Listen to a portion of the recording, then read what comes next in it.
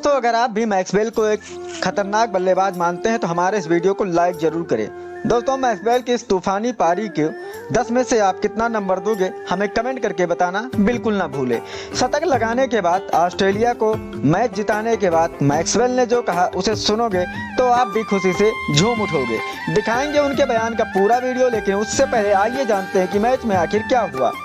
दोस्तों, world cup का एक और रोमांचक मुकाबला ऑस्ट्रेलिया और अफगानिस्तान के बीच वानखेड़े के ऐतिहासिक मैदान में खेला गया। कप्तान शाहिदी ने टॉस जीतकर पहले बल्लेबाजी करने का फैसला किया। अफगानिस्तान पहले बल्लेबाजी करते हुए 291 रनों का सम्मानजनक स्कोर खड़ा किया। अफगानिस्तान की तरफ से इब्राहिम जादरान ने सर्वाधिक ऐतिहासिक पारी खेलते हुए 126 रन बनाए तो राशिद खान अंत में आकर 18 गेंदों पर 35 रनों की तेज तर्रार पारी खेली। कुल मिलाकर ऑस्ट्रेलिया को जीत के लिए 292 रनों का टारगेट मिला।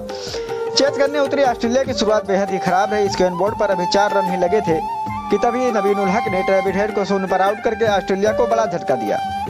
हालांकि इसके बाद मार्च आते ही 2 चौके 2 छक्के लगाए, लेकिन उनकी यह पारी लंबी नहीं चली। अगले ही ओवर में नवीन उल हक ने अपने जाल में फंसाकर ऑस्ट्रेलिया को एक और जोरदार झटका दिया। मार्च के आउट होने के बाद अजमत ने डेविड वार्नर 18 और इंग्लिश शून्य को आउट करके ऑस्ट्रेलिया को इस मैच में बैकफुट पर डाल दिया। लेकिन रब्बू सेन जैसे ही रन आउट हुए तो उसके बाद राशिद खान ने स्टोनी 6 में मिचेल स्टार्क 3 को आउट करके ऑस्ट्रेलिया को 191 रनों पर 7 आउट कर दिए।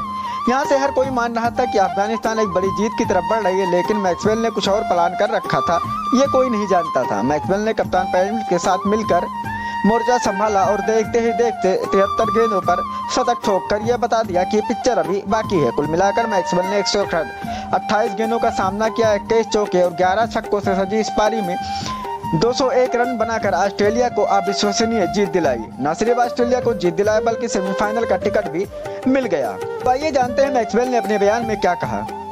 कोई भी लक्ष्य मनुष्य के साहस से बड़ा नहीं होता है, हारता वही है जो लड़ता नहीं। मैक्सवेल ने कहा, मैं किसी भी हालत में हार नहीं मानता। मेरे लिए टीम की जीत से ज्यादा दुनिया में कोई भी चीज जरूरी नहीं है। मैं जीत के लिए जान लड़ा सकता हूं। अफगानिस्तान के खिलाफ इतिहास रचने के बाद मैक्सवेल ने कहा, गर्मी मुझ पर भारी पड़ रही थी। फिलहाल में मैंने गर्मी में एक्सरसाइज नहीं किया था, इस वजह से मेरी हालत बद से बदतर होती जा रही थी। फिर भी मुझे खड़ा रहना था। जब उन्हें 292 रन चेस करते हुए हमने 92 पर 7 खो दिए, तब भी मैं पॉजिटिव रहना चाहता था। मुझे खुद पर भरोसा था कि मैं ये मैच जिता सकता है।